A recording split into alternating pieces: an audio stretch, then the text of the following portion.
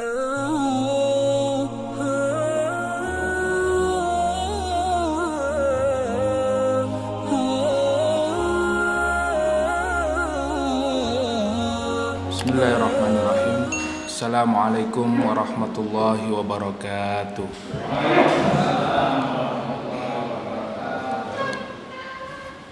Alhamdulillah, wassalatu wassalamu ala rasulillah wa ala alihi wa ashabihi wa mawalah, amma ba'da. Kita bersyukur kepada Allah karena masih memiliki iman dan Islam. Karena iman dan Islam inilah Allah Subhanahu wa ta'ala menjadikan kita menjadi manusia terbaik, menjadi orang-orang yang beriman yang dimuliakan Allah Subhanahu wa ta'ala. Fa insyaallah fid dunya wal akhirah. Mudah-mudahan dengan terus senantiasa thalabul ilmi, menuntut ilmu ini, Allah menjadikan kita semakin baik, dan mudah-mudahan Allah mewafatkan kita dalam keadaan husnul khatimah. Amin. Kenapa Allah larang agar manusia itu tidak mengikuti langkah setan? Karena setan itu menyukai makanan-makanan yang sangat berpengaruh buruk kepada manusia. Ayat 170 dan 171. Di dalam ayat ini lebih khusus lagi, karena kemarin itu ayat-ayat yang kita kaji adalah ayat-ayat yang berkaitan dengan perintah Allah secara umum kepada seluruh manusia, ya. Jadi seluruh manusia itu kepada orang Yahudi, orang Nasrani, ya, orang kafir, kemudian seluruh manusia secara umum, ya. Jadi ya ayuhan nas, dengan seruan wahai manusia. Nah, karena manusia banyak yang mengikuti langkah-langkah setan, banyak mereka yang tidak mau memakan makanan yang halal, banyak mereka yang cara hidupnya itu tidak menggunakan aturan Allah, banyak mereka yang menantang syariat Allah, ya. Kehidupannya lebih banyak dipengaruhi oleh pengaruh-pengaruh setan. Maka di dalam ayat ini disebutkan, ayat berikutnya, a'udzubillahi minasyaitonirrajim, wa idza qila lahum ittabi'u ma anzalallahu qalu bal nattabi'u ma alfayna 'alaihi aba'ana awalau kana aba'uhum la yaqiluna syai'an wa la yahtadun. Apabila dikatakan kepada mereka, wa idza qila lahum ittabi'u ma anzalallah, ikutilah apa yang diturunkan oleh Allah Subhanahu wa ta'ala. Yang diturunkan oleh Allah kepada manusia ini apa? Apa yang diturunkan?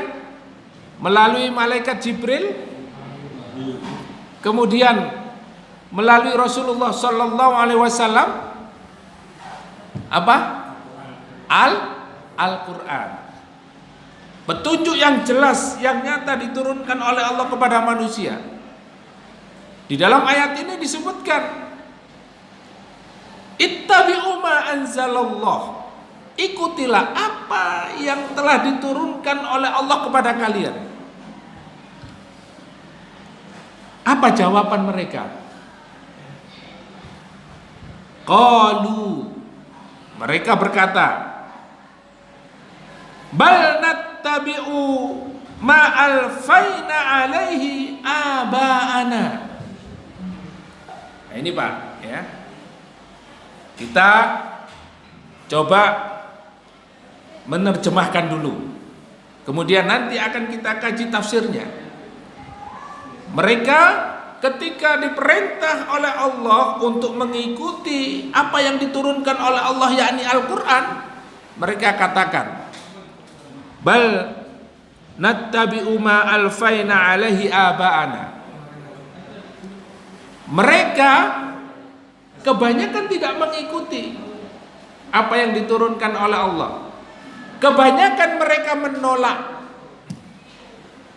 Apa alasan mereka?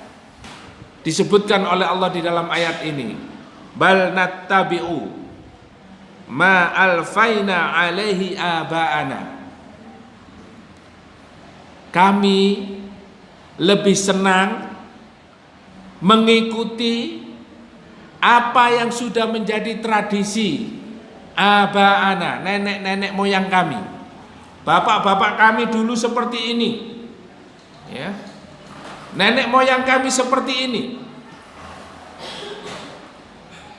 Jadi mereka tidak mau mengikuti apa yang diturunkan oleh Allah kepada manusia ini dengan alasan apa? Karena mereka lebih cocok, lebih senang mengikuti tradisi-tradisi nenek moyang mereka. Karena kalau mengikuti Islam, karena kalau mengikuti petunjuk Allah di dalam Al-Quran, mereka tidak sanggup. Ada saja alasan-alasan yang dibuat oleh mereka. Sebagaimana kaumnya Nabi Musa alaihissalam, yaitu Bani Israel. Nah, ini alasan utama kenapa mereka tidak mengikuti syariat Allah. Kenapa mereka tidak mengikuti Al-Quran? Mereka lebih senang kepada ajaran-ajaran nenek moyang mereka atau tradisi yang sudah dilakukan. Awalau kana aba'uhum la yaqiluna syai'an wa la yahtadun. Maka Allah perjelas lagi. Mereka lebih senang mengikuti nenek moyang mereka, lebih senang mengikuti tradisi-tradisi bapak-bapak mereka terdahulu, meskipun ya, awalau kana aba'uhum, meskipun ya, di sini adalah ya, istifhamul inkariyah. Ya, kalau di dalam bahasa Arab itu itu ya, apakah, kan begitu ya. Itu pertanyaan yang tidak untuk dijawab tetapi untuk diingkari. Ya. Kayak misalnya ada orang minum minuman ini, tapi ini minuman beralkohol. Ya. Mosok kon arep ngombe koyok ngene iki. Nah, itu perlu dijawab apa enggak? Itu enggak perlu dijawab. Itu pertanyaan untuk diingkari. Pertanyaan itu adalah sesuatu yang harus dihindari. Karena apa? Sudah sama-sama tahu bahwa ini itu adalah minuman beralkohol yang di dalam Islam termasuk khamr, dan itu diharamkan. Nah, sama seperti ini, Allah menggunakan kalimat yang indah. Padahal untuk apa? Untuk mengingkari sesuatu yang buruk. Awalau kana aba'uhum la yaqiluna syai'an wa la yahtadun. Apakah yang kalian ikuti tradisi atau adat atau kebiasaan nenek moyang terdahulu itu, meskipun bapak-bapak kalian atau nenek moyang kalian, orang-orang yang terdahulu yang kamu ikuti jejaknya itu, la yaqiluna syai'a, la yaqiluna syai'a. Mereka tidak apa? Tidak menggunakan akalnya. Artinya apa? Meskipun tidak masuk akal apa yang dilakukan oleh mereka, tapi kalian ikut. Bisa dipahami, Pak? Jadi mereka itu lebih senang mengikuti sesuatu yang dilakukan oleh nenek-nenek moyang mereka, meskipun tidak masuk akal. Apa apa yang dilakukan oleh mereka? La yaqiluna syai'an wa la yahtadun. Maka ditegaskan oleh Allah, bahkan mereka tidak mendapatkan petunjuk. Ya. Artinya ada orang-orang itu yang mengikuti sesuatu meskipun tidak masuk akal. Gini apa boten? Contohnya yang paling ya tidak masuk akal, orang menyembah batu. Ya. Batu niki Pak disembah. Masuk akal apa mboten? Wong sing bangun niki Pak tukang. Ada terdiri batu ini terdiri dari batu bata, tembok, semen, terus disembah. Ya. Ini tidak masuk akal, tapi disembah. Ya. Begitu pula ada orang yang menyembah pohon, menyembah pohon, menyembah binatang. Meskipun tidak masuk akal, tapi ada yang mengikuti. Ya. Apalagi yang diikuti itu bisa menggandakan uang. Wah, laris manis Pak. Uang 100.000 jadi 1 juta. Wah. Ini menarik.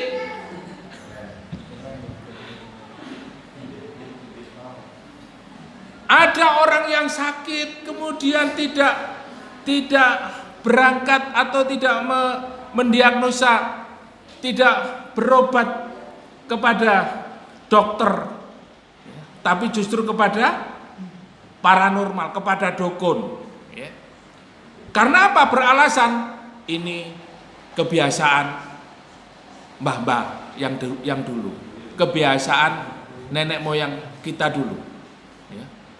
Mesti nek panas ya, wis iki kudu golek ustad iki. Golek ustad ya. Nah, kalau di ruqyah itu masih boleh Pak, karena itu sunnah. Tapi yang nggak boleh adalah sihir, ya, tamimah itu nggak boleh.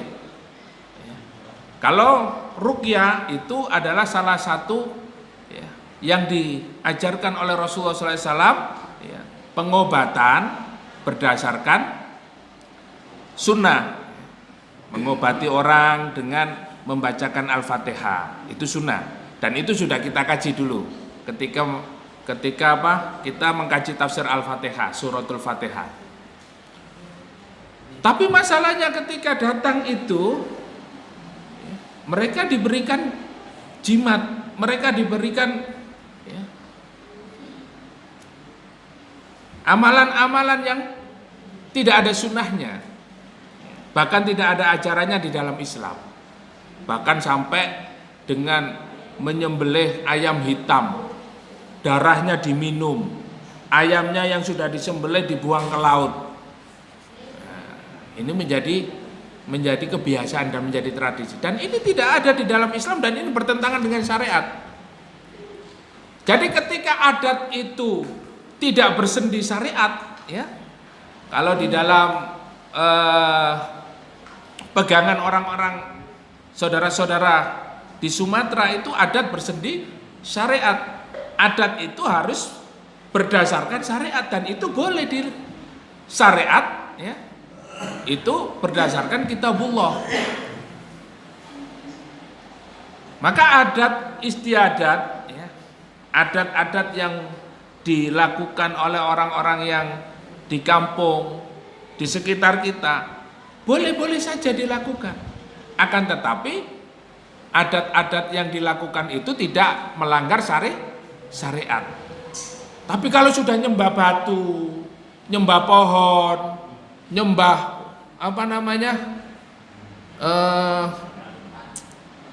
yang di atas rumah itu, nyembah matahari, nyembah bulan, nyembah bintang, ya ini sudah bertentangan dengan syariat.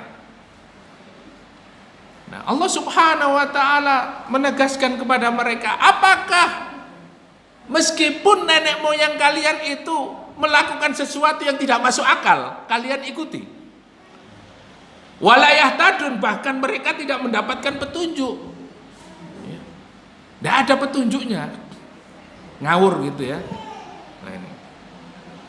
Wa matsalul ladzina kafaru kamatsalil ladzi yan'iku bima la yasma'u illa du'a wa nidaa. Nah, kita terjemahkan dulu.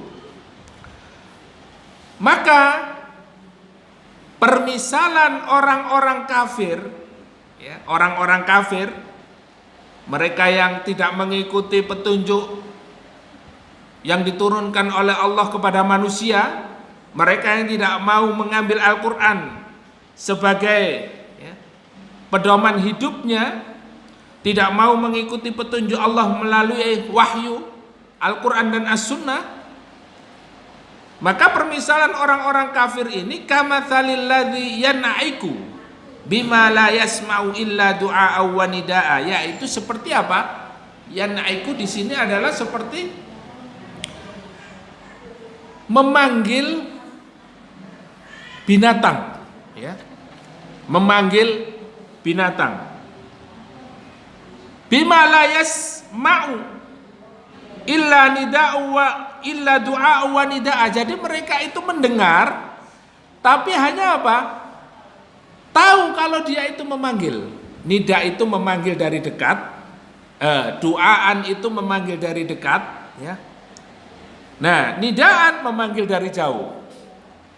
Maka orang-orang kafir itu mereka seperti yanaiku, yaitu seperti binatang, seperti seekor kambing begitu. Ketika kita panggil, ya, atau cara kita memanggil ayam kan ada caranya, Pak. Kebiasaan memanggil ayam itu apa? Ya, nah, gur, ya. Paham enggak ayam itu dengan panggilan kita? Dengar kan? Ya. Ayam, ini ada kopi. Nanti singkongnya baru tak godok. Nanti kita makan berdua ya. Paham enggak ayamnya? Enggak paham. Ya. Sama orang kafir itu diumpamakan oleh Allah seperti itu. Orang kafir itu dengar, tahu, tapi dia tidak paham, ya, tidak paham.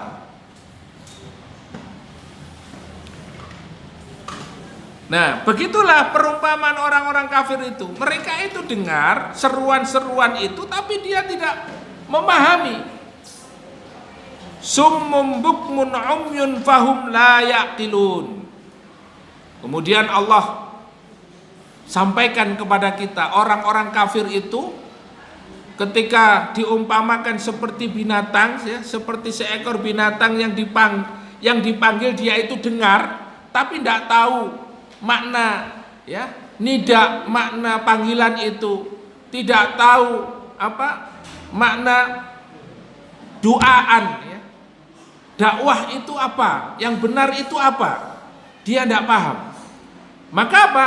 Mereka itu memiliki karakter, memiliki kondisi orang kafir itu digambarkan oleh Allah summum, ya, sumun. Apa Pak sumun itu? Tuli. Mereka punya telinga, tapi kata Allah sumun, telinga mereka tuh tuli, tidak bisa mendengarkan kebenaran. Bahkan kalau, ya, mendengarkan ayat Al-Quran sudah kepanasan, ya, apalagi diajak taklim, yuk taklim, pura-pura nggak denger, ya, pura-pura nggak denger. Summun umyun, ya, bukmun ini apa? Bisu. Kemudian umyun. Dan juga mereka ini, orang-orang kafir itu, mereka buta terhadap kebenaran, ya, tidak bisa melihat. Bukan berarti mereka tidak punya mata, punya. Akan tetapi matanya itu tidak bisa melihat kebenaran. Nah, makanya nanti dijelaskan di dalam tafsir ini. Fahum la yaqilun. Mereka itu la yaqilun, tidak bisa berpikir. Ya, la yaqilun itu ya kalau bahasa kita nggak punya otak, ya. La yaqilun. Jadi sudah tuli, bisu, buta, tidak ada otak, ya. Itu orang kafir.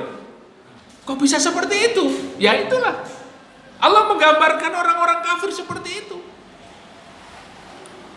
Maka ayat sebelumnya menjelaskan wala tattabi'u khutuwatis syaiton innahu lakum aduwwum mubin. Maka janganlah kamu mengikuti langkah syaitan, karena syaitan itu adalah musuh kamu yang nyata. Nah, kenapa orang kafir seperti ini? Karena mereka mengikuti langkah-langkah syaitan. Bagaimana tidak? Allah menjelaskan, kulu, ya, makanlah mimma fil ardi halalan thayyiban. Makanlah segala sesuatu yang ada di muka bumi ini halalan thayyiban. Carilah yang halal dan yang baik. Tapi mereka lebih memilih jalannya syaitan, ya, mencari makanan-makanan yang haram, mencari sesuatu dengan cara-cara yang haram. Nah, mereka lebih memilih itu, sehingga apa? Mereka itu seperti, ya, punya telinga tapi tidak bisa digunakan untuk mendengar kebenaran. Dinasihati, Mas, hati-hati Mas, ya, jangan sering-sering, ya. Misalnya berkaitan dengan masalah, ya, riba diingatkan, dengan masalah-masalah, ya, yang terkait dengan bisnis-bisnis yang haram, ya, narkoba misalnya. Wah, sekarang ini kalau cari pekerjaan yang halal sulit, Ustadz, ya. Yang haram saja sulit, apalagi yang halal. Jadi yang haram lebih dipilih. Kenapa? Karena nggak pakai modal, hasilnya jutaan, bahkan miliaran, ya. Menjadi apa? Menjadi pengedar sabu-sabu. Padahal sudah diingatkan, Mas, jangan, ya, jauhi komunitas-komunitas orang-orang yang main narkoba, ya, hati-hati, ya. Awalnya nggak jualan, jadi pemakai, ya, nyoba-nyoba, akhirnya keterusan karena dia pengen make, nggak punya uang, akhirnya disuruh jualan terus sampai akhirnya, ya begitulah, sesuatu yang diharamkan oleh Allah itu akan merugikan dirinya sendiri, pasti merusak dan tidak baik. Ya, wong disuruh apa, mencari sesuatu yang halal, mencari makanan yang halal, hidup yang baik, tapi dia tidak mau. Akhirnya apa? Orang yang memberitahu kebenaran ini seakan-akan lewat begitu saja. Jadi telinganya tidak digunakan untuk mendengar kebaikan, untuk mendengar peringatan, untuk mendengar nasihat. Bahkan matanya pun tidak digunakan untuk melihat kebenaran di depan matanya. Berapa banyak orang-orang yang berkecimpung di dalam dunia narkoba itu mati, ya, ditembak mati. Karena apa? Karena sakau, mati karena, ya, berapa banyak orang yang terlilit riba itu yang sengsara. Hutangnya tidak semakin lunas, akan tetapi semakin berlipat-lipat, ya, sengsara. Apalagi orang yang mendekati zina, orang yang melakukan zina. Nah, ini ya, bagi yang jomblo-jomblo segera menikah, ya. Cari yang halal, bukan yang haram, ya. Berapa banyak kita melihat akibat buruk dari pacaran, ya, sehingga masuk ke dalam perzinahan. Cari yang halal, ya, ta'aruf, langsung nikah. Nggak berani Ustadz, ya sabar, ya. Nggak berani nekat. Nah, inilah sesuatu yang diharamkan oleh Allah pasti berakibat buruk di dalam kehidupan kita. Kita sabar. Ya. Maka jangan mengikuti langkah setan. Kalau kita tetap mengikutinya, mata kita ini seperti mata yang buta, tidak bisa melihat kebenaran. Telinga pun seperti tuli. Bahkan mulut kita bisu, tidak bisa menolak ketika diajak untuk melakukan kemaksiatan. Ya, apalagi ya ada tawaran ini ya, dikasih lembaran merah-merah ya. Nah, bukan hanya kita yang orang-orang ini mungkin tidak punya pekerjaan, pejabat-pejabat tinggi pun mereka akan tergiur ketika apa? Ketika sudah berurusan dengan dunia. Ya. Oleh karena itu Allah Subhanahu wa taala mengingatkan kepada kita, jangan mengikuti langkah setan. Innahu lakum aduwwum mubin. Kalau kita memaksakan diri kita untuk terjerumus kepada kemaksiatan, terjebak pada langkah-langkah setan, maka kita seperti orang yang buta, orang yang tuli dan bisu. Yaqulu ta'ala, ya, kita masuk pada tafsirnya. Allah Subhanahu wa taala berfirman di dalam ayat ini, wa idza qila lihaula'i al-kafaratu minal musyrikin.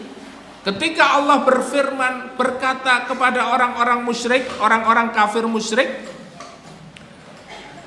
ittabi'u ma anzalallahu ala rasulih, maka ikutilah apa yang diturunkan Allah kepada Rasulnya. Watruku ma antum alaihi minad dhalal wal jahl. Qalu fi jawabi dzalika bal nattabi'u ma alfaina ay ma wajadna alaihi aba'ana ay min ibadatil asnam wal andad. Jadi ini sudah kita jelaskan tadi bahwa ayat ini berkenaan dengan orang-orang musyrik yang selalu memiliki jawaban ketika diingatkan supaya tidak menyembah berhala, supaya tidak menjadikan tandingan-tandingan selain Allah. Ya, masih ingat Pak ayatnya Pak?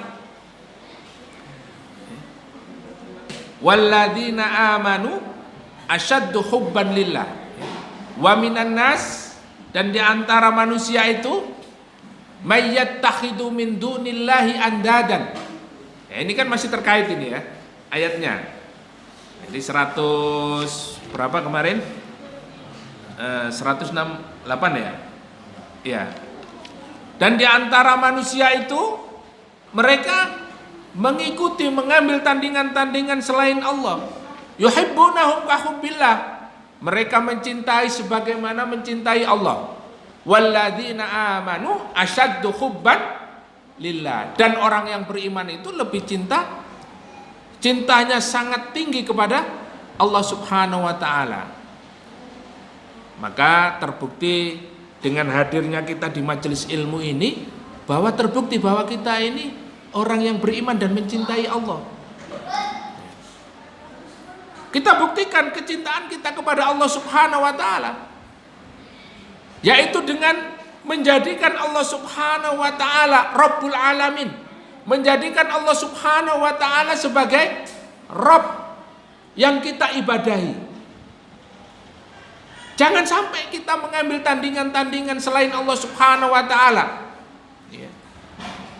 Ketika kita memiliki seorang pemimpin kita jadikan orang yang satu-satunya pengharapan di dalam hidup kita. Kalau tidak ada dia, kita tidak bisa hidup. Karena kebutuhan kita selama ini dipenuhi. Nah, ini sudah menjadikan tandingan selain Allah.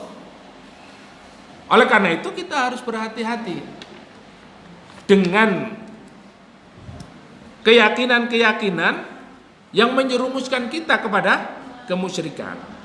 Oleh karena itu orang-orang kafir, orang-orang musyrik, ketika diajak kembali kepada Al-Quran, kepada wahyu Allah Subhanahu wa taala, mereka menolak. Kenapa? Karena mereka sudah di zona aman. Zona amannya mereka ini sudah memiliki sesuatu yang membuat aman, membuat nyaman. Meskipun bertentangan dengan syariat, ya, meskipun bertentangan dengan syariat. Nah, ini yang harus kita waspadai. Karena kalau sudah seperti itu, kita tidak terasa bahwa apa yang kita lakukan itu menjadi bagian daripada langkah-langkah setan. Dan ini sangat membahayakan diri kita. Oleh karena itu sering saya sampaikan di dalam kajian ini bahwa orang yang pertama kali dimasukkan oleh Allah ke dalam api neraka itu ada 3. Yang pertama kali yaitu seorang alim, seorang mujahid, dan seorang dermawan. Bagaimana bisa 3 orang yang dimana di masyarakat itu dipandang sebagai orang terhormat? Ya, seorang alim, seorang ulama. Ulama ini adalah kedudukan di tengah masyarakat yang paling mulia, yang paling terhormat. Kiai, gus, ustadz, ulama.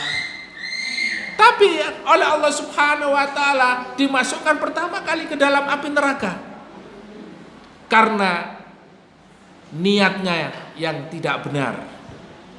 Inilah kenapa ulama itu dimasukkan oleh Allah ke dalam api neraka. Karena apa yang dia lakukan itu bukan untuk Allah. Berarti dia memiliki tandingan selain Allah. Dia ingin dipuji oleh manusia, dia ingin dipuji oleh umat, dia ingin mendapatkan kedudukan di mata masyarakat.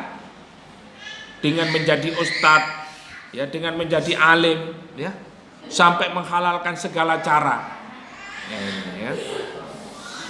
Maka sekarang banyak ulama-ulama, ya, yang bermunculan. Ada ulama muda, ada ulama tua, ada setengah tua, ya. Nah, ada ustadz-ustadz yang bermunculan. Kita tidak tahu apa niat mereka, ya.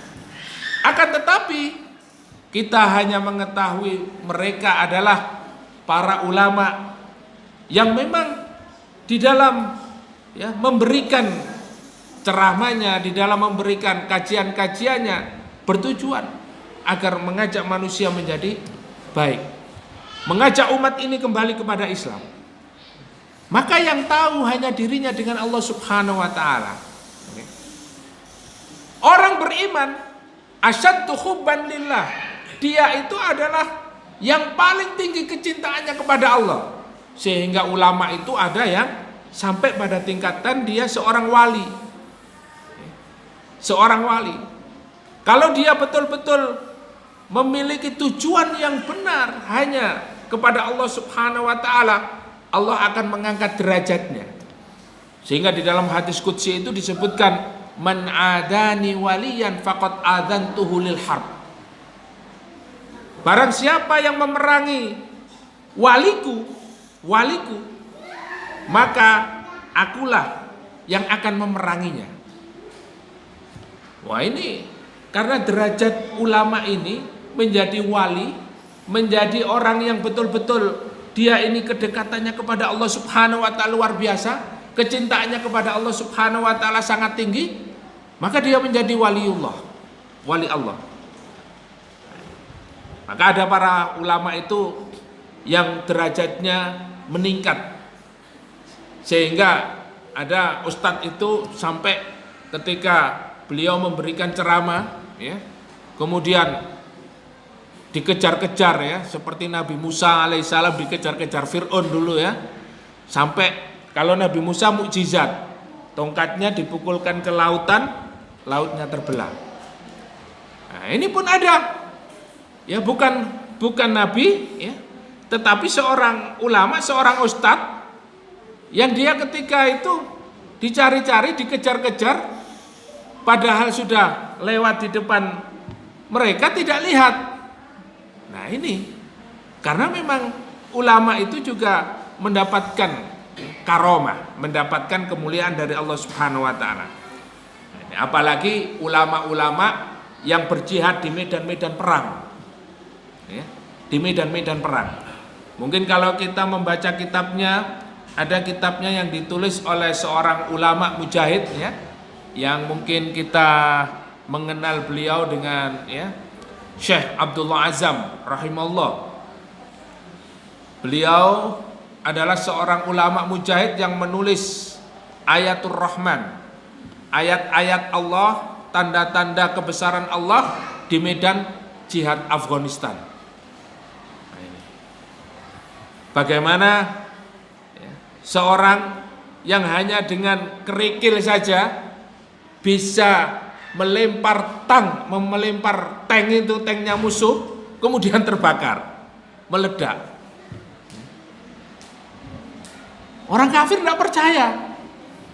Sampai di dalam buku itu diceritakan orang menangkap seorang mujahidin ya, seorang muslim, kemudian dia diikat. Bagaimana kamu melepaskan diri ini? Dia ingin bukti, kok bisa? Mereka tidak punya persenjataan lengkap seperti musuh, tapi mereka biasa-biasa saja. Tapi mereka bisa meledakkan tank-tank musuh. Nah ini ya. Ini kalau kita cerita seperti ini dengan orang yang tidak beriman, itu dikira apa? Dikira menghayal. Omong kosong. Masalahnya harus dengan iman. Masalahnya harus dengan iman. Begitu juga Nabi Musa, kita tidak akan percaya kalau tidak punya iman. Bagaimana bisa laut itu bisa terbelah? Bisa tidak menurut akal kita? Tidak bisa. Nabi Soleh ya, yang memunculkan dari batu itu onta, seekor binatang, onta. Bisa enggak? Tidak bisa. Kemudian Nabi Musa juga ketika memukulkan tongkatnya di batu, batu itu memancarkan mata air yang deras. Nah, ini menurut akal tidak bisa. Maka hal yang seperti ini harus didasari dengan apa? Dengan iman. Begitu pula hari ini kita taklim, thalabul ilmi, mempelajari agama adalah untuk menjaga iman kita, agar iman kita ini tetap tumbuh subur, agar iman kita ini kuat. Kalau iman kita ini semakin hari semakin lemah, semakin luntur, maka tidak ada bedanya seperti orang kafir yang digambarkan oleh Allah di dalam ayat ini. Mereka punya mata tapi tidak melihat, mereka punya telinga tapi tidak mendengar, mereka punya mulut tapi bisu. Bagaimana hari ini Islam itu dihinakan oleh orang-orang kafir ya, yang mereka menghina Rasulullah, bahkan menghina Allah, menghina Islam. Tidak ada pembelaan dari kita. Naudzubillah tsumma naudzubillah. Ada orang Islam yang justru membela orang yang menghina Allah dan Rasulnya, menghina agamanya.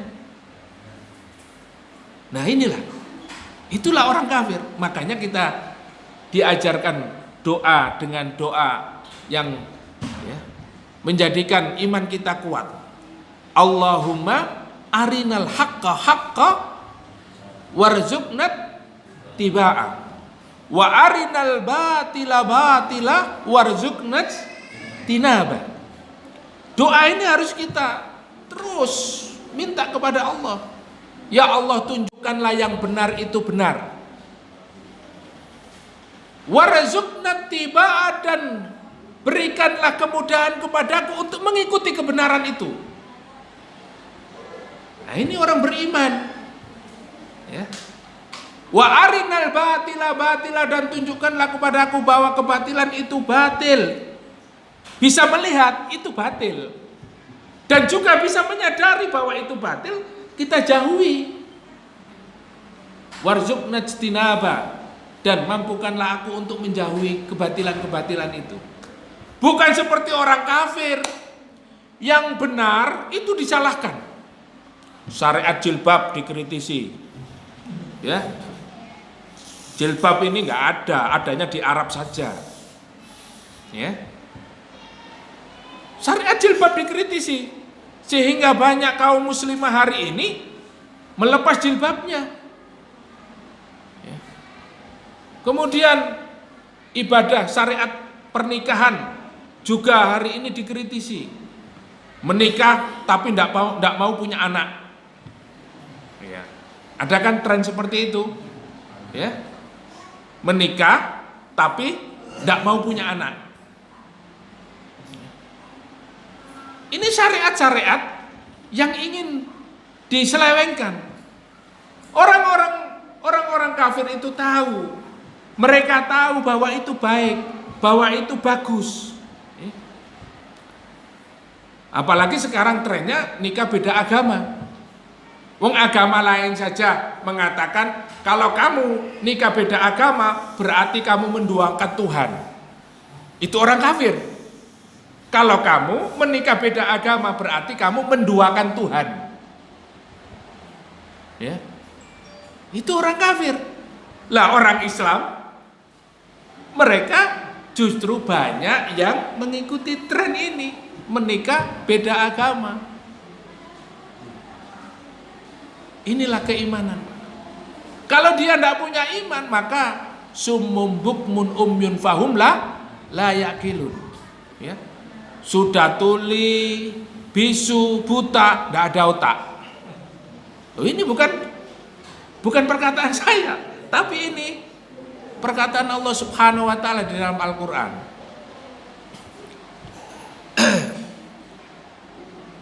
Awalau kana aba'uhum. Ya, kita kembali lagi pada ayat ini.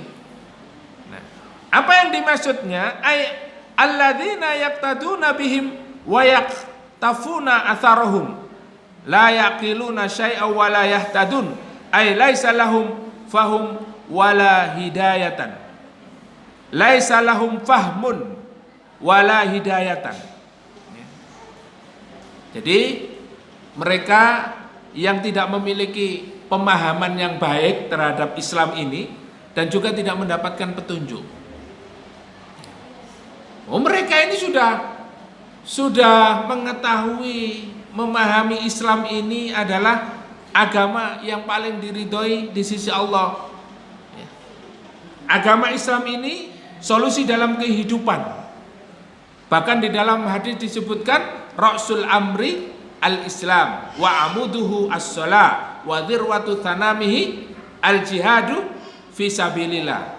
Pokok dari segala urusan ini dalam urusan hidup ini ada pada Islam.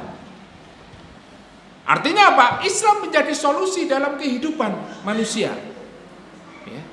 Dan Islam ini akan menjadikan manusia itu hidup bahagia, tenang. Solusi semuanya ada dalam Islam. Kecuali mereka yang tidak mau menjadikan Islam sebagai solusi dalam hidupnya. Wa amudu as-shalah, dan tiang penegaknya adalah sholat. Orang Islam tidak akan sempurna apabila dia tidak melaksanakan sholat. Wa dzirwatu tsanamihi al-jihadu fisabilillah, dan puncak dari segala urusan adalah jihad fisabilillah. Maka digambarkan seperti rumah, Pak. Rumah itu ada pondasi, ada apa namanya? Tiang, dan ada atap, sudah sempurna. Lah rumah itu ya harus ada pondasinya, dan pondasinya itu, pondasi kehidupan ini ada pada Islam. Maka Islam kita harus kuat.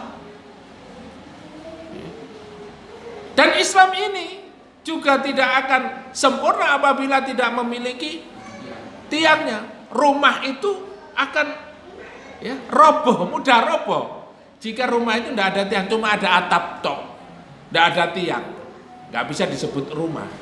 Begitulah Islam. Dan Islam juga punya atapnya. Untuk melindungi Islam ini, maka segala urusannya, puncaknya ada pada jihad fisabilillah. Ketika umat Islam tidak memiliki ruhul jihad, tidak memiliki semangat perjuangan untuk membela Islam, maka ibarat rumah itu akan kepanasan. Rumah itu tidak akan nyaman dan aman. Ketika rumah tidak ada atap itu Ya, orang yang ada di dalamnya pun tidak bisa tidur dengan nyenyak. Pasti ya, hujan kehujanan, panas kepanasan. Ya sama saja ketika di gunung, ketika tidak punya rumah. Nah, Islam juga seperti itu. Ketika Islam kita ini pondasinya lemah, kemudian tiangnya kita ini sholatnya pun asal-asalan, tidak memperhatikan dalam urusan sholat, ya, maka Islam kita ini pun tidak akan bisa kuat. Begitu juga apabila kita tidak memiliki semangat perjuangan yang tinggi. Ya ibarat kita punya rumah Pak, tapi rumah kita ini tidak bisa dihuni, ya, tidak bisa digunakan untuk berlindung. Maka Islam ini dipahami sebagai solusi dalam hidup. Tetapi orang-orang kafir, mereka orang-orang musyrik, orang-orang yang tidak mau melaksanakan Islam, tidak mau menggunakan Al-Quran sebagai pedoman hidupnya, mereka adalah orang-orang yang wala fahmun wala hidayatun, tidak mendapatkan petunjuk, meskipun dia itu tahu Al-Quran, meskipun tahu Islam, tapi karena buta, tuli, dan bisu tadi, dia tidak bisa memahami dengan baik. Oleh karena itu kita betul-betul harus hati-hati. Ketika kita sudah tidak sensitif ya terhadap Al-Quran, ketika kita sudah tidak sensitif terhadap Islam, dengan agama kita sudah tidak peduli, hati-hati Pak. Ya. Jangan-jangan mata kita ini sudah buta. Kita punya mata, tapi mata kita ini tidak berguna. Nah, dalam Islam seperti itu. Ya. Mata kita ini cuma ya kalau bahasa kita pajangan. Hanya aksesoris saja. Tapi mata kita tidak pernah kita gunakan untuk membaca Al-Quran, tidak pernah kita gunakan untuk tadabbur, tidak pernah kita gunakan untuk ya membaca ayat-ayat Allah. Sementara kita ini diperintahkan untuk apa? Iqra bismi rabbikal ladzi khalaq. Taklim saja kita sudah berat. Wah, hati-hati. Ya. Telinga kita jangan-jangan sudah tuli. Ya. Jangan-jangan telinga kita sudah tuli. Ya. Kita sudah tidak taklim saja sudah tidak mau mendengarkan nasihat-nasihat yang disampaikan oleh para ustadz, apalagi yang disampaikan oleh teman kita, apalagi yang disampaikan oleh istri kita. Bisa-bisa telinga kita ini sudah buntu, tidak mau dikasih nasihat, sudah sakar PDW. Inilah peringatan dari Allah Subhanahu wa Ta'ala. Jangan sampai kita seperti orang-orang kafir. Kemudian waruya Ibnu Ishaq an Muhammad bin Abi Muhammad an Ikrimah au Sa'id bin Jabir an Ibni Abbas annaha nazalat fi ta'ifa minal yahud da'ahum Rasulullah sallallahu alaihi wasallam ilal Islam. Ya, diriwayatkan ya, dari Ibnu Ishaq kemudian sampai pada Ibnu Abbas radhiyallahu an. Nah, Ibnu Abbas ini adalah sahabat ahli tafsir. Makanya di dalam tafsir-tafsir itu ya, yang paling banyak meriwayatkan adalah dari Ibnu Abbas. Karena sejak lahir ya, sejak bayi Ibnu Abbas ketika lahir didoakan oleh Rasulullah, Allahumma allimhu ta'wil. Ya Allah, ajarkanlah kepada Ibnu Abbas ini ta'wil ya. Artinya apa? Ya tafsir ya, menguasai ilmu tafsir. Ilmu tafsir ini ilmu yang memang harus kita pahami sebagai seorang muslim yang mempelajari Al-Quran. Nah kita ini kadang-kadang mempelajari Al-Quran, membaca Al-Quran tapi tidak paham isinya. Padahal kalimat-kalimat yang ada di dalam Al-Quran itu ada keterkaitan. Makanya kita ini sudah mempelajari tafsir dari surat Al-Baqarah ayat pertama sampai ayat berapa ini Pak? 100? Sampai ayat berapa Bu? 170 dan 171. Satu. Sudah berapa lama? Sudah berapa tahun? Sudah setahun lebih, ya. Ya, estimasinya kita ini setahun sudah, ya, sudah hampir sudah 1 juz ya. Kalau setahun 1 juz, berarti kalau menghabiskan tafsir 30 juz butuh berapa tahun, Pak? 29 tahun lagi. Sanggup napa mboten? Mugi-mugi sanggup.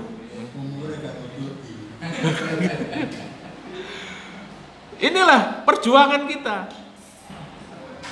Dan keindahan-keindahan di dalam Al-Quran ini akan kita pahami. Betul-betul kita menyelami Al-Quran ini.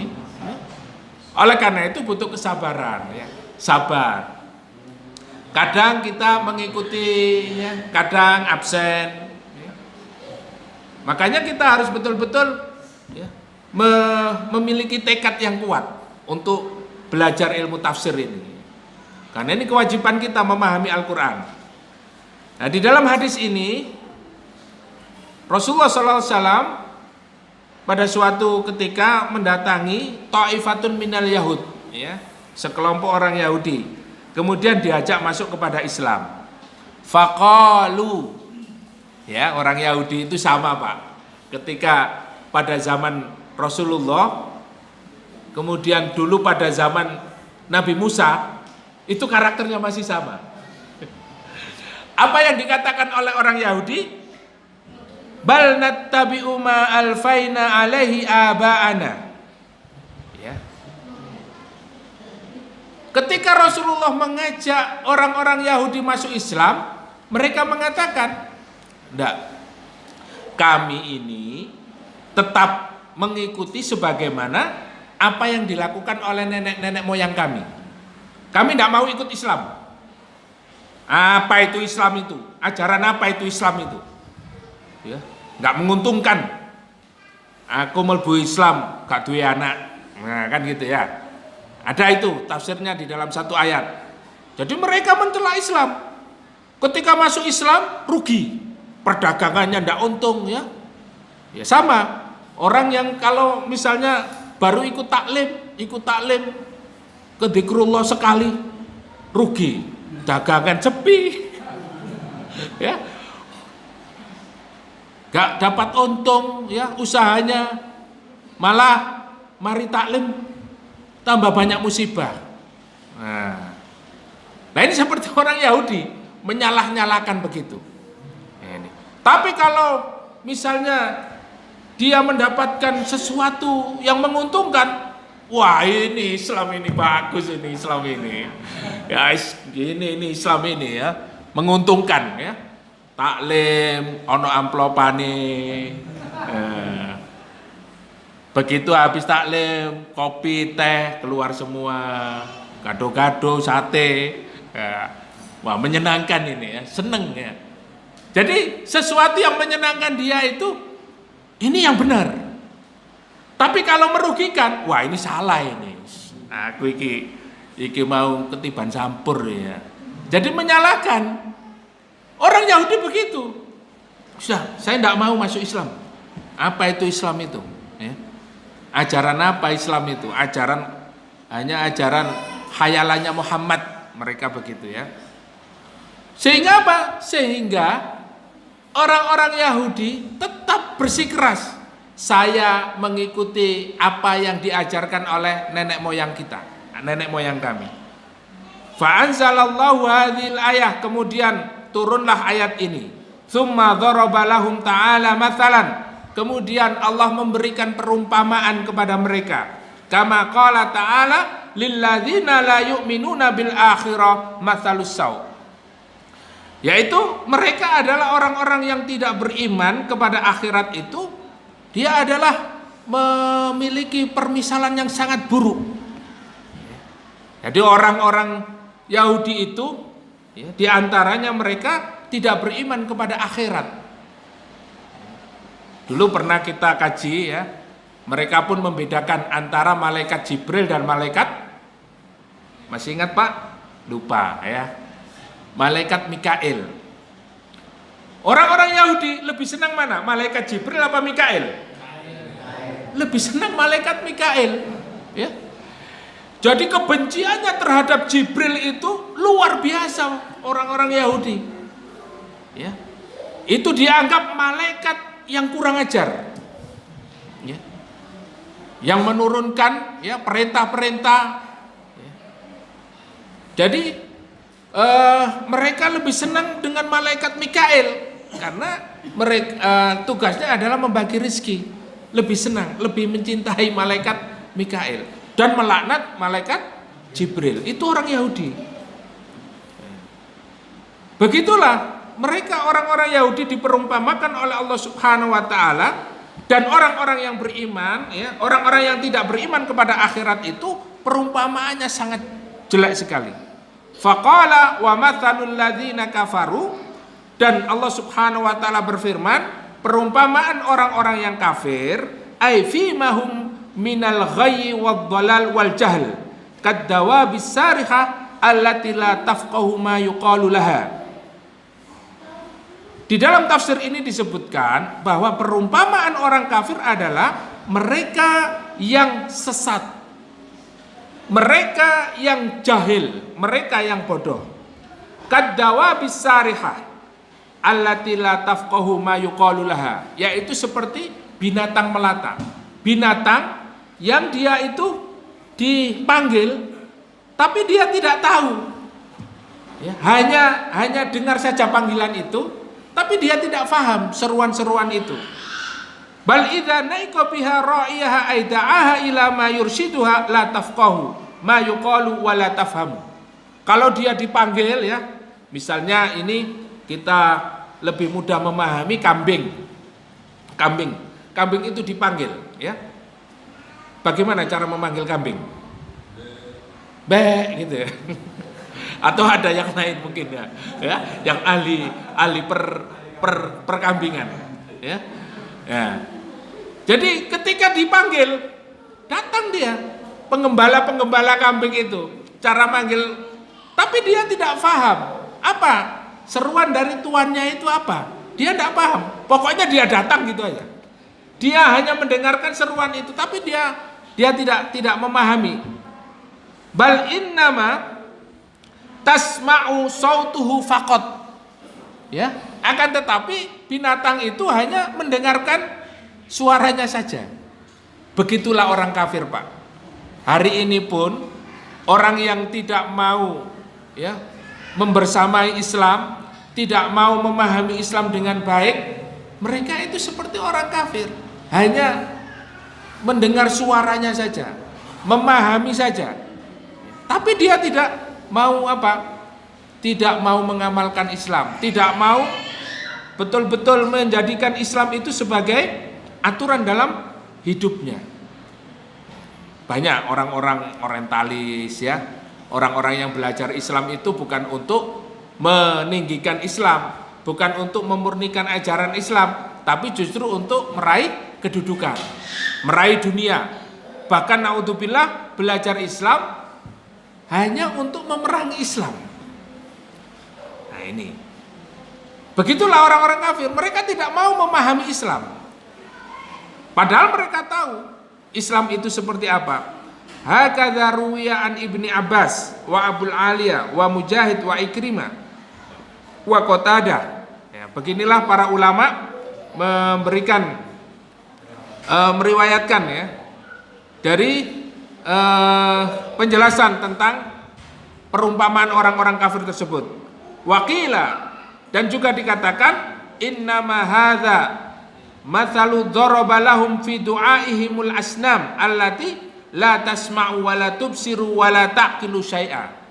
Begitulah digambarkan mereka itu ketika menyembah patung. Patung itu tidak mendengar, ya. Wala tubsiru, dan juga tidak melihat, wala taqilu syai'an, dan juga tidak ada otak. Nah, bagaimana dia menyembah patung, menyembah berhala? Wong dia tidak bisa mendengar, tidak bisa melihat, tidak berpikir, tapi disembah oleh orang kafir. Ikhtarahu Ibnu Jarir wal awal li'annal asnam la tasma'u syai'an wa la taqiluhu wa la tubsir. Begitulah wala hayatan fiha, dijelaskan tidak ada kehidupan. Ya.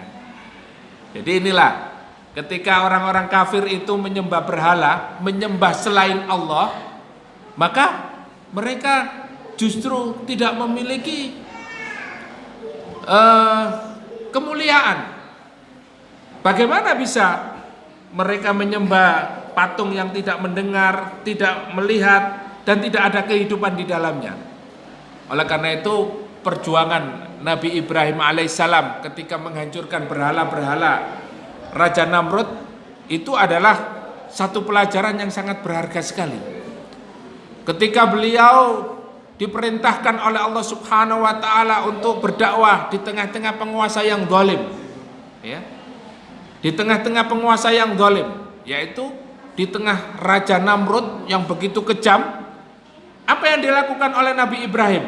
Nabi Ibrahim menghancurkan berhala-berhalanya. Patung-patung yang besar, ya, patung-patung yang disembah oleh masyarakat itu dihancurkan. Ya. Maka Nabi Ibrahim itu terkenal, ya, inna bura'a'u minkum wa mimma ta'buduna min dunillah kafarna bikum, kami berlepas diri dari apa yang kalian sembah. Kafarna bikum, kami mengingkari kalian. Wa bada bainana wa bainakumul adawah, antara kalian dengan kami ada batas, ya, ada permusuhan selama kalian menyembah berhala dan tidak beribadah kepada Allah.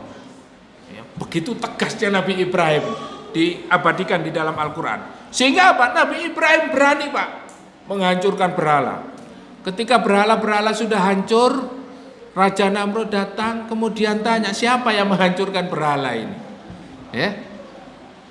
Nah, kumpullah seluruh masyarakat dan ada yang membocorkan, ada yang bisik-bisik, jangan-jangan ini Ibrahim ini. Ya. Ibrahim, akhirnya intelijennya nyari dan mulai Ibrahim. Nah, kemudian ditanya di tengah-tengah masyarakat itu, ya, siapa yang menghancurkan berhala ini? Kata Nabi Ibrahim apa? Tanya itu. Itu ada patung yang paling besar yang belum dihancurkan. Tanya itu.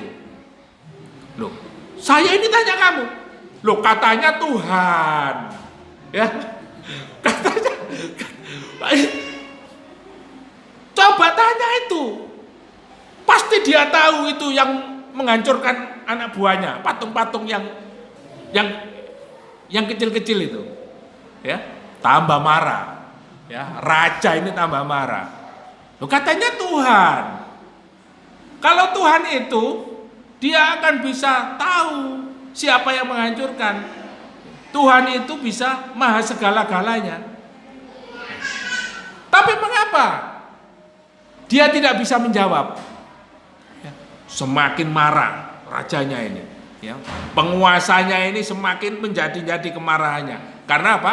Karena Nabi Ibrahim alaihissalam mengajak mereka agar mereka kembali beribadah hanya kepada Allah Subhanahu wa taala. Ya. Wa huwa yumituni wa yuhyin. Ya. Nah, Allah lah yang mematikan dan menghidupkan. Allah lah yang memberi makan dan memberi minum. Dan ketika sakit, Allah yang menyembuhkan. Kenapa berhala itu yang disembah? Akhirnya Nabi Ibrahim alaihissalam, ya, karena mereka tidak bisa jawab, mereka pun marah, kesal, dibakarlah Nabi Ibrahim alaihissalam. Nah, begitulah, ya, Nabi Ibrahim ini memiliki diuji oleh Allah dengan ujian yang berat. Bahkan para ulama mengatakan ujian yang paling berat itu dialami oleh Nabi Ibrahim. Setelah berdakwah di tengah-tengah, ya, kedoliman penguasa seperti itu, di tengah perjalanan dakwahnya Nabi Ibrahim, ya, disuruh meninggalkan istrinya dan anaknya yang lama sudah dinanti, Nabi Ismail. Coba kita bayangkan bagaimana seorang ayah kemudian lama tidak punya anak, kemudian punya anak, kemudian anak dan istrinya disuruh meninggalkan, ya, di padang yang tandus, tidak ada pepohonan, tidak ada air, disuruh berangkat ke Palestina lagi. Nabi Ibrahim memiliki, ya, pendidikan yang baik terhadap anak istrinya.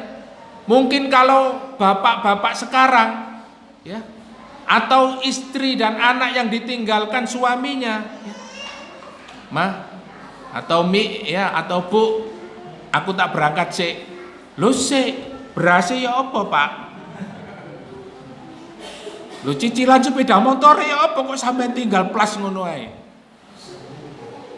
Mikirnya itu panjang. Tapi Nabi Ibrahim tidak. Ketika diperintahkan untuk meninggalkan Hajar dan Ismail di padang tandus, Nabi Ibrahim langsung berangkat. Ketika Hajar itu memanggil, "Ya Ibrahim, apa ini?" Ya, Nabi Ibrahim tidak menoleh. "Ya Ibrahim," sampai 3 kali ketika Nabi Ibrahim ditanya, "Apakah ini perintah Allah ya Ibrahim?" Ya, ini adalah perintah Allah.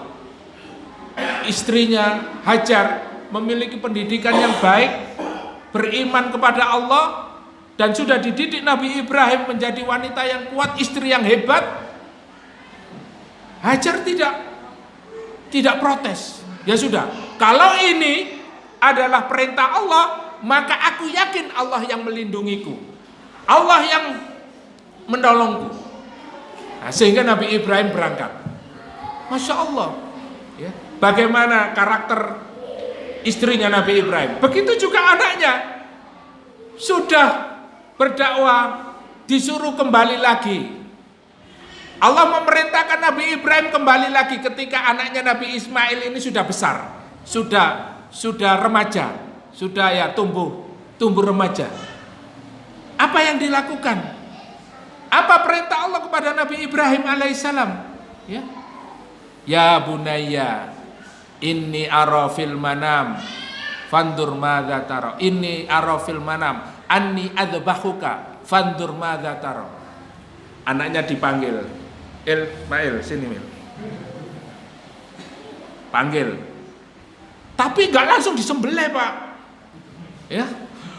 Jadi Nabi Ibrahim manggil Ismail dulu, diajak musyawarah. Anaknya diajak untuk berdiskusi.